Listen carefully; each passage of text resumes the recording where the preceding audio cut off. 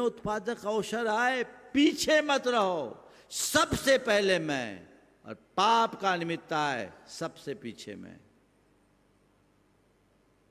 कितना पुण्य चाहते हो? अपने अंतर मन से पूछ करके तो देखो। सब पुण्य के फल चाहते हैं, पुण्य नहीं। संत कहते हैं पुण्य का फल तो हे है, पुण्य की क्रिया तेरे लिए उपादेय है, तेरा धर्म है, उसको चाह।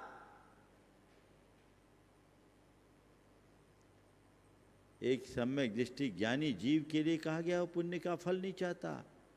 उसके लिए चक्रवर्ती की संपदा, इंद्र सरीखे भोग, काक बीट सम गिनत है, सम्यक दृष्टि लोभ। उसके लिए सब हे है, ये मुझे नहीं चाहिए।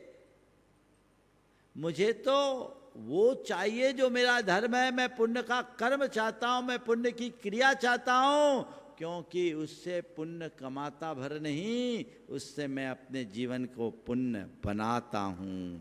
मेरा मकसद पुण्य कमाने मात्र का नहीं, मेरा ध्येय जीवन को पुण्य बनाने का है। क्या करना है? पुण्य कमाना है या पुण्य बनाना है? थोड़ा बोलो तो जोर से। हाँ, कमाना है। कमाना है, बनाना नहीं है। महाराज थोड़ा कमा लो फिर बनाएंगे। पुण्य कमा लोगे तो कमाया हुआ पुण्य तुम्हें उल्टा भी उलझा सकता है, तुम्हारी बुद्धि को बिगाड़ कर तुम्हें भोगों में भी लगा सकता है और दुर्गति का पात्र बना सकता है, जिसे पापानुबंधी पुण्य कहा जाता है, जो अपने उदय में मनुष्य की बुद्धि को भ्रष्ट करके पापों में अनुरक्त करता है और दुर्गति में लगा देता है। रावण ने अतीत में बड़ा पुण्य कमाया था, लेकिन उसने पुण्य भोगा और कहाँ गया? अभी नरकों में जाके भोग रहा है।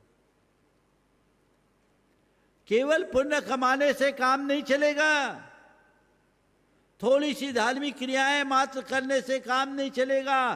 जीवन को पुण्य बनाने का मतलब क्या है? जीवन को पुण्य बनाने का मतलब अपने भावों को पवित्र बना के रखना, अपने आचार विचार और व्यवहार को निर्मल बनाना, अपने जीवन में संयम और सदाचार लाना, वो जीवन को पुण्य बनाना है। शास्त्रों में पुण्य जीव और पाप जीव के भेद से दो प्रकार के जीव कहे हैं। अज्ञानी मिथ्या दृष्टि जीव को पाप जीव कहा है और सम्यक दृष्टि धर्मात्मा जीव को पुण्य जीव कहा है। अगर अपने जीवन को पुण्य बनाना है, सम्यक दृष्टि बनो, धर्मात्मा बनो, संयमी बनो, पुण्य बन जाएगा। देखो आप लोगों में और हम लोगों में क्या अंतर है? आप पुण्य कमा कर आए हो,